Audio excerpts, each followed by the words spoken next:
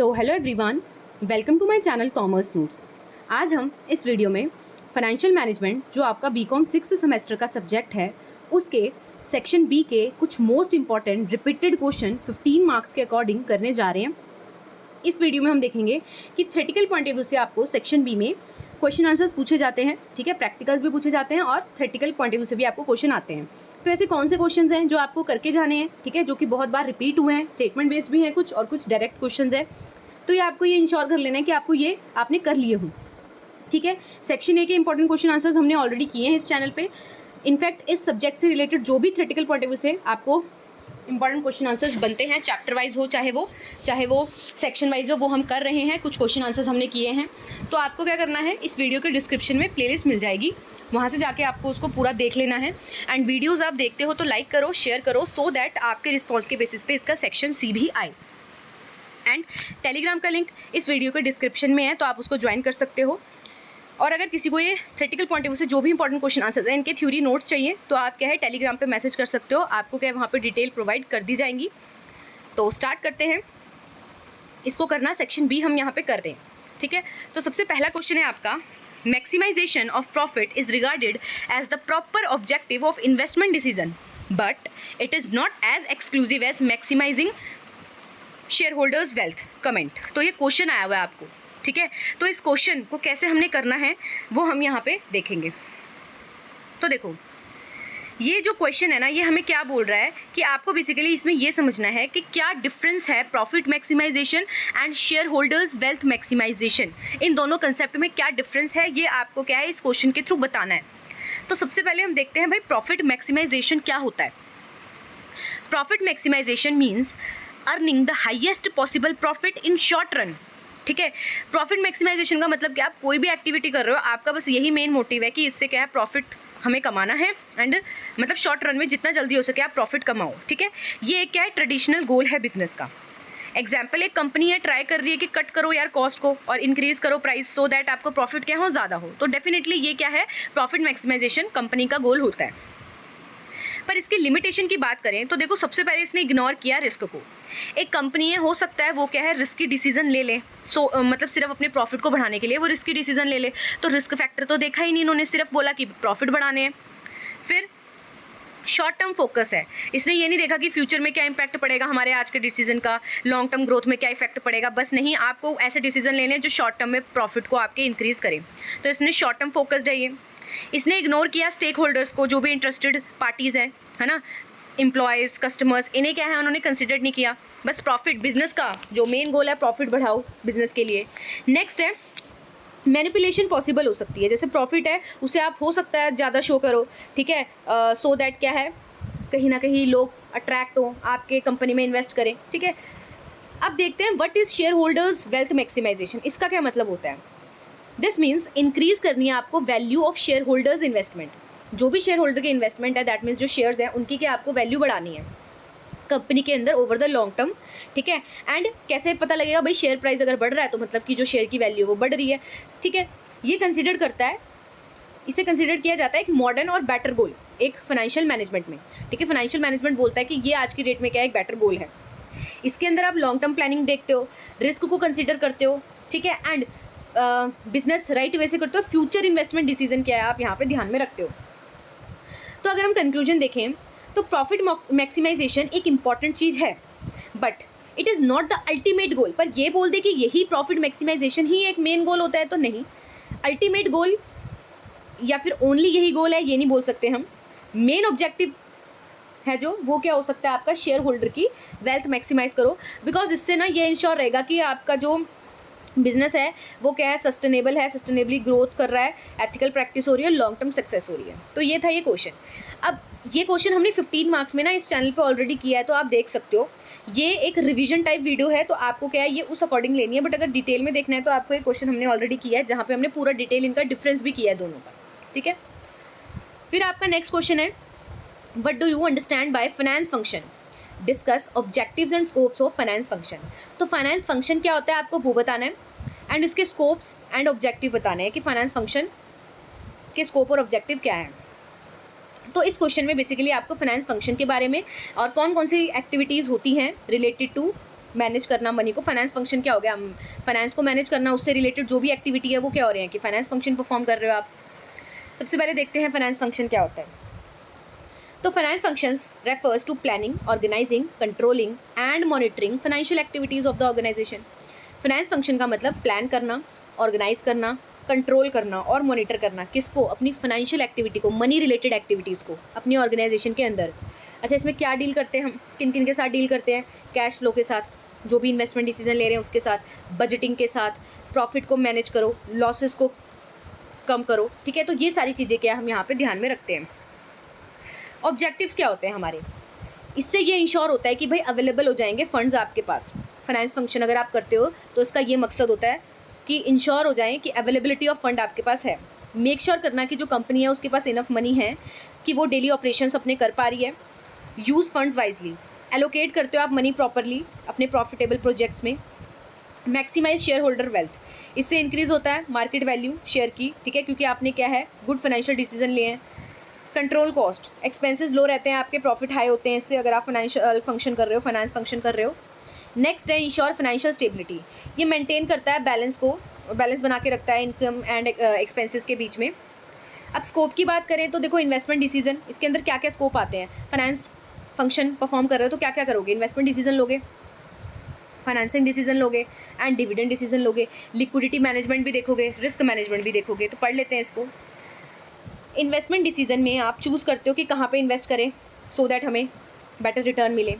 Finance decision में आप देखते हो कि फंड कहाँ से रेस करें, लोन से, शेयर से या अपनी रिटेन अर्निंग को यूज़ करें।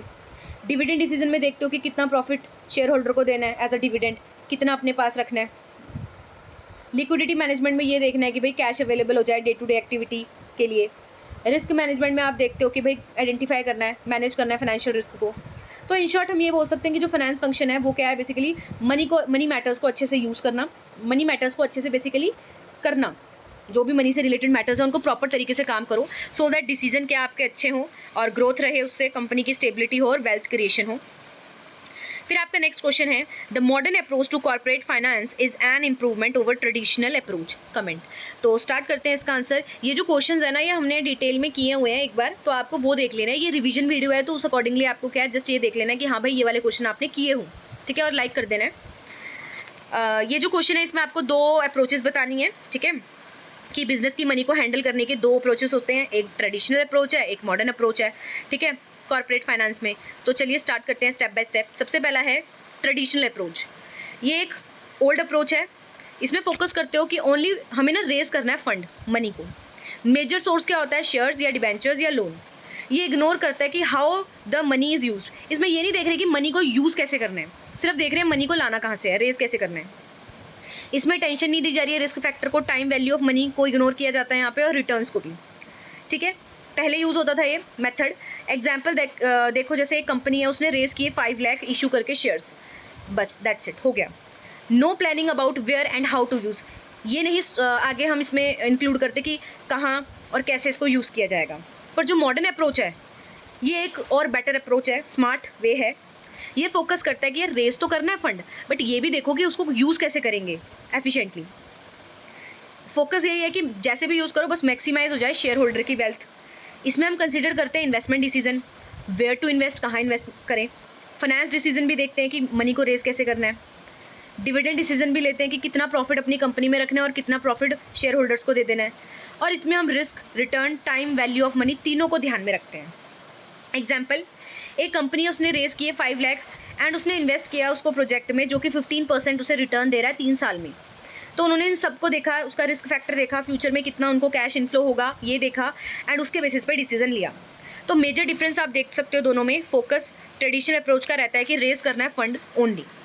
मॉडर्न अप्रोच में हम देखते हैं कि रेस तो करना है फंड पर उसे यूज़ कैसे करना है ये भी देखते हैं। गोल की बात करें तो ट्रेडिशनल अप्रोच का गोल होता है कि भाई प्रॉफिट कमाना है, सर्वाइवल, ठीक है। मॉडर्न अप्रोच का होता है कि शेयर होल्डर की वेल्थ को मैक्सिमाइज करना है ज़्यादा से ज़्यादा और प्रॉफिट भी कमाना है। फिर अगर risk and time value of money देखें तो यहाँ पे ट्रेडिशनल अप्रोच में इग्नोर किया है एंड मॉडर्न अप्रोच में कंसीडर किया है। डिसीजन एरिया देखें तो ट्रेडिशनल अप्रोच का लिमिटेड है, बट अगर मॉडर्न अप्रोच की बात करें तो इसमें आप इन्वेस्टमेंट डिसीजन लेते हो, फाइनेंस से रिलेटेड डिसीजन लेते हो, तो ज़्यादा डिसीजन मेकिंग होती है यहाँ पे। प्लानिंग हॉरिजन देखें तो देखो ट्रेडिशनल अप्रोच क्या है, शॉर्ट टर्म है और मॉडर्न अप्रोच क्या है, आपकी लॉन्ग टर्म है। तो कंक्लूजन देख लेते हैं यहाँ पे। मॉडर्न अप्रोच एक इम्प्रूवमेंट है ट्रेडिशनल वन की। ये हेल्प करती है कि बेटर, स्मार्टर और फ्यूचर ओरिएंटेड फाइनेंशियल डिसीजन लो आप। ये अप्रोच क्रिएट करती है एक ज़्यादा फोकस दे रही है शेयर होल्डर के शेयर्स की वैल्यू बढ़ाना, ठीक है। एंड इससे ये इंश्योर रहता है कि ग्रोथ हो रही है आपकी कंपनी की सस्टेनेबल वे में। नेक्स्ट क्वेश्चन है आपका, explain the concept of time value of money with suitable example. 15 marks का क्वेश्चन है ये अच्छे से करके जाना है आपको। तो देखो सबसे पहले आपको यहाँ पे टाइम वैल्यू ऑफ मनी, ये 5 मार्क्स में भी आता है आपको time value of money, in fact आया हुआ है अभी 2024 में। फिर टाइम वैल्यू ऑफ मनी है, इसका मतलब क्या है? तो देखो वो मनी जो आपको रिसीव हो रही है आज, उसकी क्या वर्थ होगी फ्यूचर में, अगर वो सेम अमाउंट आपको फ्यूचर में मिले तो। Money receive today is worth more than the same amount received in future, कि भाई जो मनी आपको आज मिल रही है ना उसकी ज़्यादा वर्थ है अगर वो सेम मनी आपको फ्यूचर में मिलेगी, है ना। ये बिकॉज क्यों होता है? क्योंकि देखो दिस इज़ बिकॉज मनी है ना, उसके पास पावर होती है कि वो अर्न कर सकती है इंटरेस्ट, ठीक है, और उस पर आपको रिटर्न मिलते हैं ओवर द टाइम। तो डेफिनेटली आज की जो मनी है और जो आज की जो मनी है उसकी क्या वैल्यू ज़्यादा है सेम अमाउंट ऑफ मनी के अगर आपको फ्यूचर में मिलती है। जैसे why is 100 rupees today better than 100 after a year. आज अगर आपको 100 रुपये कोई दे रहा है तो आप उसको प्रेफर करोगे अगर कंपेयर करें कि अगर वो बोले आपको 1 साल बाद 100 रुपये दूंगा, क्योंकि आपको पता है 100 रुपये में आज आपको मान लो 2 चॉकलेट मिल रही हैं, हो सकता है 1 साल बाद आपको 100 रुपये में एक ही चॉकलेट मिले। तो हुआ क्या कि भाई आज उसके अंदर मनी के पास ये वो है कि वो 2 चॉकलेट आपको दिलवा सकती है, बट उस टाइम पे फिर आपको एक ही मिलनी है, ठीक है। तो आप प्रेफर आज करोगे बिकॉज यू कैन इन्वेस्ट। अच्छा ये हुआ कैसे, कंसेप्ट कहाँ से आया? अब देखो अगर आप वो 100 रुपये मान लो इन्वेस्ट कहीं कर दो तो 1 साल में क्या वो 100 रुपये ही मिलेंगे आपको, उसके साथ कुछ तो मिलेगा ना। तो क्या था, उसके पास पावर थी मनी के पास कि उसने 1 साल तक अपना क्या है उसके ऊपर रिटर्न आया आपको, ठीक है। तो वही होता है कि आगे क्या है। अब देखो यहाँ लिखा हुआ है because you can invest 100 today, earn करोगे 10% मान लो, तो इन 1 ईयर आपको 110 रुपये मिल जाएंगे। So waiting 1 year to get 100, तो 1 साल तक आप वेट करो कि आपको 100 रुपये मिले, नहीं। आप क्या है मीन्स अगर आप 1 साल तक वेट करो that means you are losing 10 rupees potential income जो आपकी हो सकती थी। तो की कंसेप्ट क्या है इसमें? प्रेजेंट वैल्यू की टुडे की जो मनी की वैल्यू है वो ज़्यादा है अगर वो रिसीव होगी सेम फ्यूचर में। फ्यूचर वैल्यू क्या होती है कि हाउ मच मनी टुडे, कि कितनी जो मनी है टुडे विल ग्रो होगी in the future with interest के साथ। इंटरेस्ट रेट, ठीक है, जो रेट होता है जिस पे क्या आपकी जो मनी ग्रो होगी। एंड टाइम पीरियड मतलब कि कितने नंबर ऑफ ईयर्स मंथ्स आपकी जो आपने मनी है इन्वेस्ट की है। तो फार्मूलाज देख लेते हैं यहाँ पे, फ्यूचर वैल्यू और प्रेजेंट वैल्यू का फार्मूला। तो फ्यूचर वैल्यू में आप मल्टीप्लाई करते हो और प्रेजेंट वैल्यू में आप डिवाइड वाला फार्मूला यूज़ करते हो। फ्यूचर वैल्यू मतलब कैसे निकालते हो? प्रेजेंट वैल्यू को मल्टीप्लाई करना है 1 + r होल n से, ठीक है। आर रेट हो गया और एन क्या है वही कितने नंबर टाइम कितने साल तक आपने उसको इन्वेस्ट किया है। प्रेजेंट वैल्यू हो गया वही P V is equals to, इसमें एफ वी को ऊपर रखने और डिनोमिनेटर में क्या कर देना है 1 + r एंड होल का n, ठीक है। तो पी वी का मतलब प्रेजेंट वैल्यू है, एफ वी का मतलब फ्यूचर वैल्यू है, आर का मतलब इंटरेस्ट रेट है एंड एन का मतलब नंबर ऑफ ईयर्स है। एग्जाम्पल भी देख के आ सकते हो आप। अच्छा ये 5 मार्क्स के लिए भी इंपॉर्टेंट है, आपको आया हुआ है तो 5 मार्क्स में भी अगर आएगा तो फ्यूचर वैल्यू प्रेजेंट वैल्यू दोनों को आपको एक्सप्लेन करना होगा टाइम वैल्यू ऑफ मनी के कंसेप्ट में। फिर 15 मार्क्स में आ रहा है तो आप एग्जाम्पल भी दे सकते हो।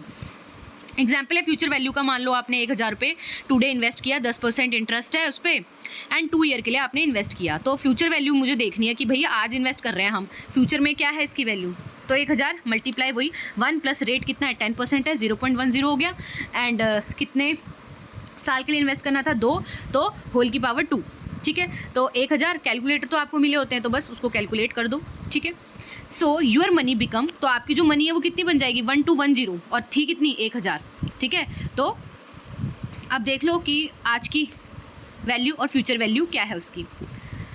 सो जो आपकी मनी है वो 1210 बन जाएगी 2 साल बाद। अब एग्जाम्पल 2 देखो प्रेजेंट वैल्यू का, मान लो यू आर प्रॉमिस, आपने प्रॉमिस किया 1000 रुपये after 1 year and interest rate है 10%। तो प्रेजेंट वैल्यू देखो जरा, आपको बोला है कि 1000 हम देंगे तो उसकी प्रेजेंट वैल्यू कितनी होगी? P V is equals to 1000, वही डिवाइड करना है 1 + r 0.10 और क्या है 1 साल बोला है तो 1। अब डिवाइड कर दो कैलकुलेटर से तो इतना वैल्यू। सो 1000 रिसीव जो नेक्स्ट ईयर होगा उसकी ओनली वर्थ आज की डेट में 909.09 है। सो 1000 receive next year is only worth इतना है आज की डेट में। तो कंक्लूजन अगर हम देखना चाहें तो क्या लिखा है, time value of money help करती है आपकी कि बेटर डिसीजन ले सको। किस किस के ऊपर इन्वेस्ट करना है कि नहीं करना है, लोन कैसे लें, सेविंग करनी है फ्यूचर में तो भी आप टाइम वैल्यू ऑफ मनी देखते हो, अगर आपको कंपेयर करना है डिफरेंट डिफरेंट फाइनेंशियल ऑप्शंस को तब भी आप टाइम वैल्यू ऑफ मनी को क्या है कंसिडर करते हो। नेक्स्ट क्वेश्चन है आपका, capital budgeting is long term planning for making and financing proposed capital outlay, explain what are the limitation of capital budgeting. ये ना आपको statement based as it is question आया हुआ है कि कैपिटल बजटिंग एक लॉन्ग टर्म प्लानिंग है for making and financing proposed capital outlay. ठीक है, अब आपको एक्सप्लेन करना है एंड उसके बाद मतलब पहले तो ये एक्सप्लेन करना है, फिर आपको लिमिटेशन बतानी है कैपिटल बजटिंग की। तो स्टार्ट करते हैं सबसे पहले कि what is capital budgeting. Capital budgeting basically एक प्रोसेस है जिसे यूज़ किया जाता है बिजनेसेस के द्वारा डिसाइड करने के लिए where and how to invest, कहाँ और कब इन्वेस्ट करें लॉन्ग टर्म मनी को। ठीक है, उनकी जो लॉन्ग टर्म मनी है उसको बड़े बड़े प्रोजेक्ट में। ठीक है, तो मान लो बिजनेस है आपका, आप कैपिटल बजटिंग को यूज़ करते हो। ठीक है, कैपिटल बजटिंग का यूज़ करके आपको ये पता लगेगा कहाँ कब इन्वेस्ट करें आप अपनी लॉन्ग मनी को, जो भी आपकी लॉन्ग टर्म मनी है उसको बिग प्रोजेक्ट्स में, जैसे नई मशीन खरीदें या नहीं खरीदें, कब खरीदें, न्यू फैक्ट्री हो गया अगर आपको बिल्ड करनी है, लॉन्च करना है नया प्रोडक्ट, एक्सपैंड करना है ऑपरेशंस। ये डिसीजंस हैं जो लॉन्ग टर्म इन्वेस्टमेंट के होते हैं, तो आपको ध्यान से रखने होते हैं और आप देखते हो कि भाई किसमें क्या बेनिफिट आपको मिल रहा है। ठीक है, कितना बेनिफिट एक्सपेक्टेड है आपको प्रोजेक्ट से। अब इसके फीचर्स देखिए कैपिटल बजटिंग के, तो देखो लॉन्ग टर्म प्लानिंग कर रहे हो आप इसमें। ठीक है, इसमें आप डील करते हो इन्वेस्टमेंट के साथ जो क्या है कहीं ना कहीं लॉन्ग रन की होती है आपकी, large amount of money involve होती है इसमें, अच्छा खासा इन्वेस्ट करना होता है आपको, बिग एक्सपेंस है आपका। इसमें आप इवैल्यूएशन करते हो प्रोजेक्ट की, आपके पास बहुत सारे ऑप्शंस होते हैं कि इन्वेस्ट यहाँ कर सकते हैं हम। अब आप इसमें इवैल्यूएट करते हो कि यार पर्टिकुलरली किस पे करें, तो आप क्या है एनपीवी, ये कुछ हमारे पास टूल्स हैं जिनके थ्रू हम क्या है अपने प्रोजेक्ट को इवैल्यूएट करते हैं। लाइक नेट प्रेजेंट वैल्यू हो गया, इंटरनल रेट ऑफ रिटर्न हो गया, पे बैक पीरियड हो गया, प्रॉफिटेबिलिटी इंडेक्स हो गया। ये कुछ हमारे पास टूल्स हैं जिनकी हेल्प से हम फाइंड आउट करते हैं कि कौन सा ऑप्शन हमारे लिए बेस्ट है मनी को इन्वेस्ट करने के लिए लॉन्ग टर्म में। ऑब्जेक्टिव यही है इसका कि मोस्ट प्रॉफिटेबल और सेफ इन्वेस्टमेंट को हम क्या करें, सेलेक्ट करें। लिमिटेशन क्या होती है ये पूछिए आपसे। देखो इवन दो कैपिटल बजटिंग बहुत यूजफुल है बट इसकी कुछ लिमिटेशंस भी हैं, जैसे uncertain in forecasting, future is uncertain. So कैसे आप प्रिडिक्ट कर सकते हो एग्जैक्ट फ्यूचर की कॉस्ट, कैश के जो कैश फ्लो होने वाला है या प्रॉफिट होने वाले हैं। ठीक है, तो हो सकता है अगर आपका एस्टिमेट रॉन्ग हो गया तो आपका डिसीजन भी क्या है बैड हो सकता है। नेक्स्ट है ये बेस्ड होता है अजम्पशंस में। कैपिटल बजटिंग डिपेंड करती है कुछ अजम्पशंस में, जैसे कॉस्ट ऑफ कैपिटल हो गया, लाइफ ऑफ द प्रोजेक्ट हो गया, फ्यूचर कैश फ्लोज हो गए। अगर अजम्पशंस इनकरेक्ट है तो रिजल्ट भी क्या है मिसलीडिंग हो सकते हैं। नेक्स्ट है ये इग्नोर करता है आपके क्वालिटेटिव, जैसे ये फाइनेंशियल नंबर्स को ही इसी में ही फोकस करता है, इग्नोर करता है other important factor like employ का इम्पैक्ट हो गया, एनवायरमेंटल कंसर्न हो गए। ठीक है, तो ये कुछ ऐसी चीज़ों को मतलब यहाँ पे कंसिडर्ड हम फाइनेंशियल नंबर्स को करते हैं। नेक्स्ट है टाइम कंज्यूमिंग और कॉम्प्लेक्स है। Capital budgeting long term decision ले रहे हो तो टाइम तो लगता है, एक्सपर्टाइज लगती है। ठीक है, हो सकता है डिसीजन मेकिंग डिले हो जाए। नेक्स्ट है इरिवर्सिबल डिसीजन। देखो एक बार अगर आपने ये डिसाइड कर लिया कि यहाँ पैसा इन्वेस्ट करना है तो ये बिग डिसीजन है, वेरी डिफिकल्ट है कि इसको कैसे रिवर्स करें। अगर मान लो आपको लगता है कि हमारे अकॉर्डिंग नहीं चला, तो अगर रिवर्स करना है तो लॉस हो जाता है, तो बिना लॉस के कैसे रिवर्स किया जाए, तो ये भी दिक्कत है। मान लो बाय की आपने फैक्ट्री और मशीन, तो इजीली कैसे इसको सोल्ड कर दोगे अगर वो आपके अकॉर्डिंग नहीं चल पा रही है। तो कंक्लूजन देख ले तो कैपिटल बजटिंग इसेंशियल टूल है फाइनेंशियल प्लानिंग के लिए। ठीक है, किसी भी कंपनी को के पास, पर ये जैसे हेल्प करता है उनकी स्मार्ट डिसीजन में।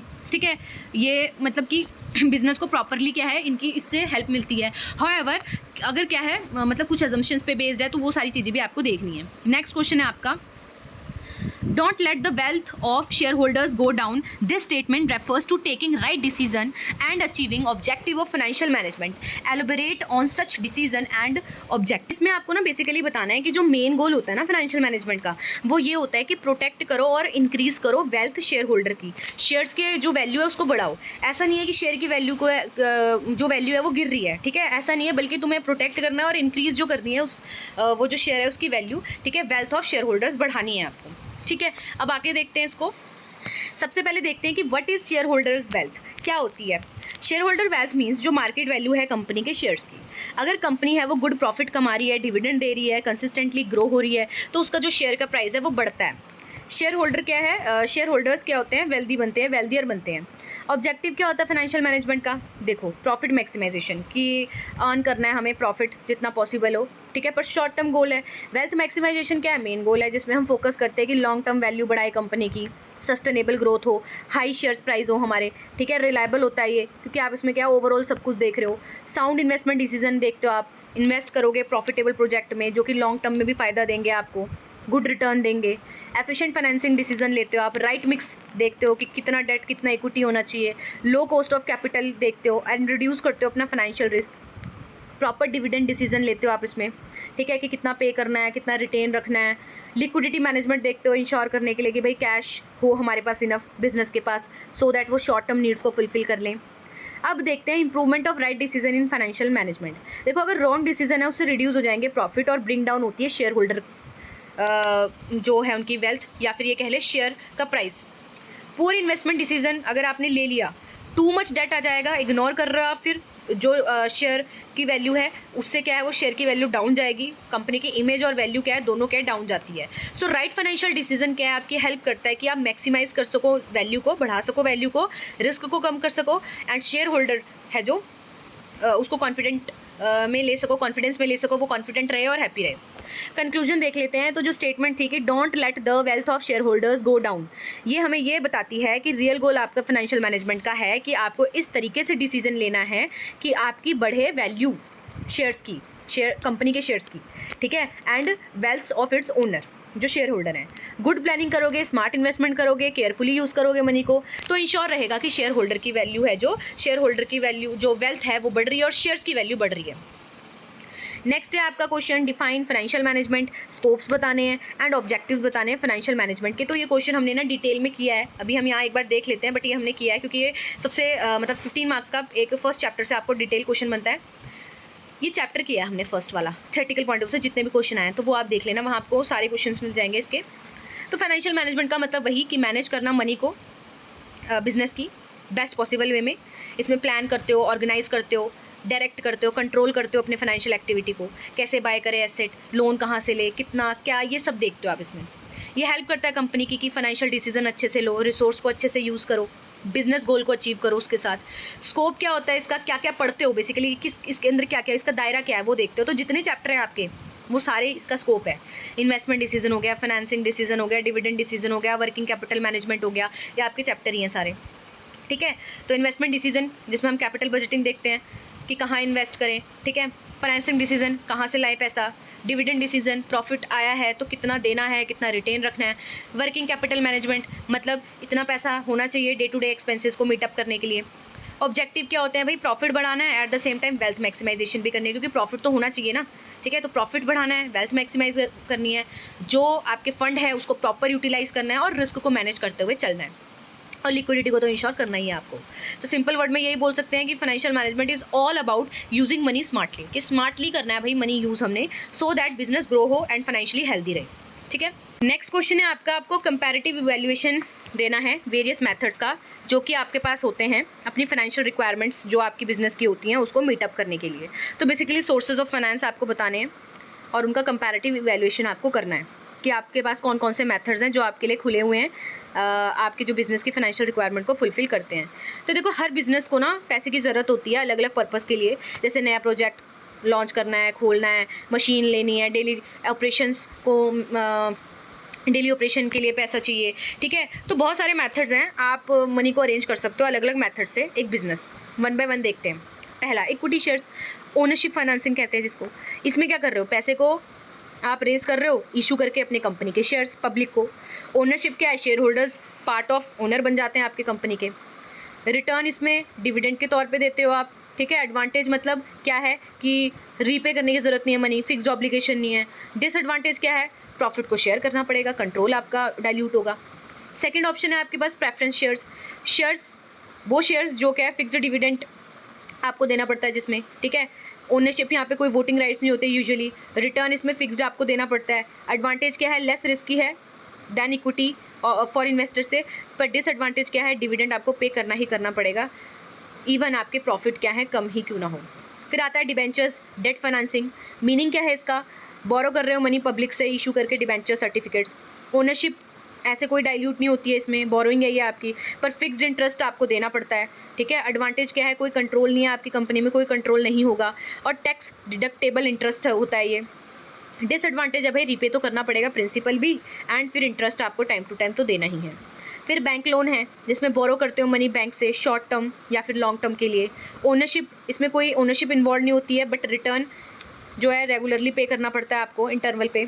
एडवांटेजेस क्या हैं? फ्लेक्सिबल टर्म्स होती हैं, इजी टू एक्सेस है। डिसएडवांटेज क्या है? आपको सिक्योरिटी या कोलेट्रल देना पड़ता है, ठीक है। रिटेन्ड अर्निंग आपके पास ऑप्शन है जिसमें आप अपने सेव्ड प्रॉफिट को, जो प्रीवियस ईयर में हुए थे, जो आपने सेव किए थे, उसे यूज़ कर लो। इंटरनल सोर्स है ये, ठीक है। रिटर्न इसमें कोई देना आपको नहीं पड़ता है सच। एडवांटेज क्या है? चीपेस्ट सोर्स है, कोई कॉस्ट ज़्यादा नहीं लगती इसकी। पर डिसएडवांटेज क्या है? लिमिटेड अमाउंट होती है, इतना पैसा मतलब आपको ज़्यादा चाहिए तो आपने कितना, अगर सेविंग या जो आपने रिटेन किया है वो कम हुआ तो।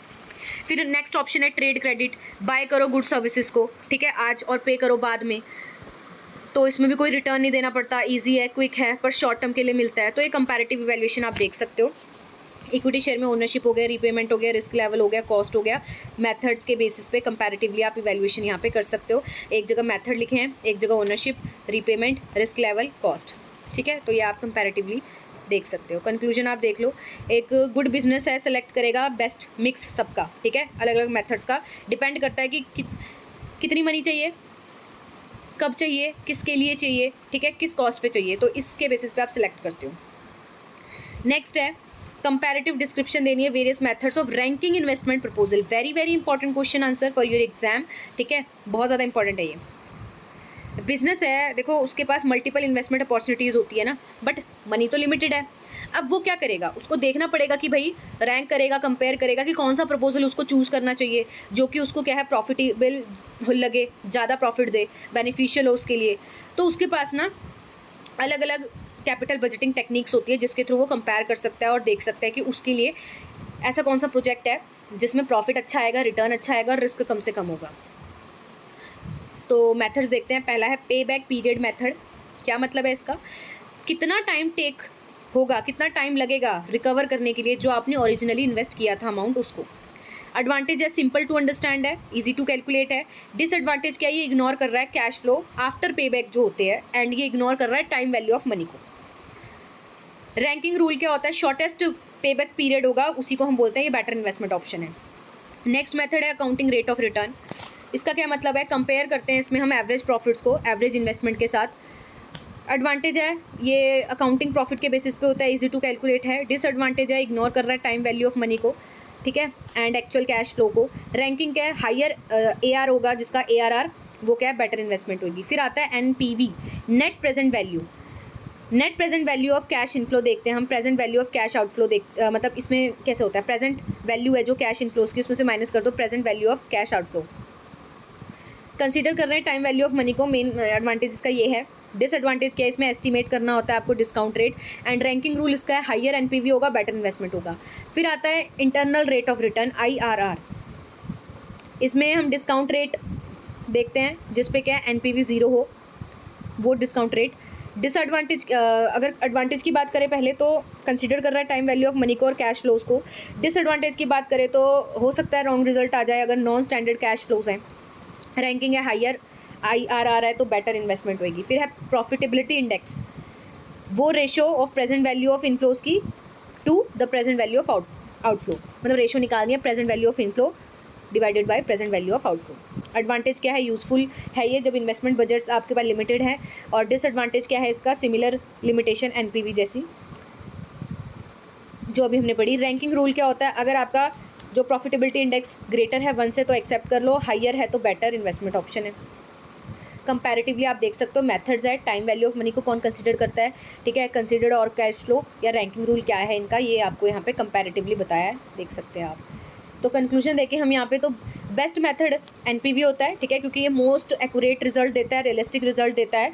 फिर इसके बाद आप IRR PI ये भी क्या होते हैं, आपको ये डिपेंड करता है आपका क्या मतलब किस टाइप की इन्वेस्टमेंट करना चाहते हो, क्या टाइम है, ठीक है, तो उस अकॉर्डिंग भी आप डिपेंड करते हो कौन सा मेथड यूज़ करना है। और मेनली क्या है इनका कॉम्बिनेशन यूज़ किया जाता है so that better decision making हो सके। नेक्स्ट क्वेश्चन है आपका what do you mean by financial management, जो कि हमने कर लिया है, स्कोप जो हमने कर लिए हैं, ठीक है। फिर गोल्स पूछे हैं इसमें फाइनेंशियल डिसीजन मेकिंग के, एंड ये लिखा भी हुआ है कि प्रॉफिट मैक्सिमाइजेशन होता है, वेल्थ मैक्सिमाइजेशन होता है, तो ये भी हमने कर लिया है। तो देखो ये वो ओवरऑल आपसे 15 मार्क्स में पूछ लिया है। तो फाइनेंशियल मैनेजमेंट हमने देख लिया कि मैनेज करना मनी को अच्छे से, प्लानिंग करना, ऑर्गेनाइजिंग करना, डायरेक्टिंग करना, कंट्रोलिंग करना। फिर मीनिंग आप देख सकते हो, स्कोप में हमने देखा फाइनेंशियल प्लानिंग, फाइनेंशियल डिसीजन आ जाते हैं, कैपिटल स्ट्रक्चर आ जाता है, कैपिटल स्ट्रक्चर डिसीजन आ जाता है, वर्किंग कैपिटल मैनेजमेंट करना, रिस्क मैनेज करना। फिर यहाँ पे आप, हाँ ये डिफरेंस मैं बोल रही थी आपको, प्रॉफिट मैक्सिमाइजेशन और वेल्थ मैक्सिमाइजेशन का डिफरेंस करना है कि किसका किस में फोकस रहता है। तो प्रॉफिट मैक्सिमाइजेशन का फोकस रहता है शॉर्ट टर्म प्रॉफिट में, वेल्थ मैक्सिमाइजेशन का रहता है कि लॉन्ग टर्म में शेयर होल्डर वैल्यू इंक्रीज़ करनी है। रिस्क कंसिडरेशन में यहाँ पे इग्नोर करते हैं, पर यहाँ पे कंसिडर करते हैं। Time value of money profit maximisation में इग्नोर कर रहे हैं, वेल्थ मैक्सिमाइजेशन में कंसिडर करते हैं। टाइम वैल्यू ऑफ मनी पढ़ लिया, फिर डिसीजन क्वालिटी देखें, ठीक है, फिर ऑब्जेक्टिव देखें, हम कंक्लूजन देखें। तो wealth maximisation better and modern goal माना जाता है फाइनेंशियल मैनेजमेंट का। ये इंश्योर करता है कि लॉन्ग टर्म ग्रोथ हो, फेयर रिटर्न मिले शेयर होल्डर्स को, सस्टेनेबल सक्सेस रहे एक बिजनेस की। सो फाइनेंशियल डिसीजन क्या है इसका, यही एम होना चाहिए कि वेल्थ मैक्सिमाइजेशन करो rather than just making short term profit. तो प्रॉफिट मैक्सिमाइजेशन होता है गोल, पर यही बोले कि सिर्फ प्रॉफिट मैक्सिमाइजेशन ही होता है, नहीं, वेल्थ मैक्सिमाइजेशन भी होता है, ठीक है।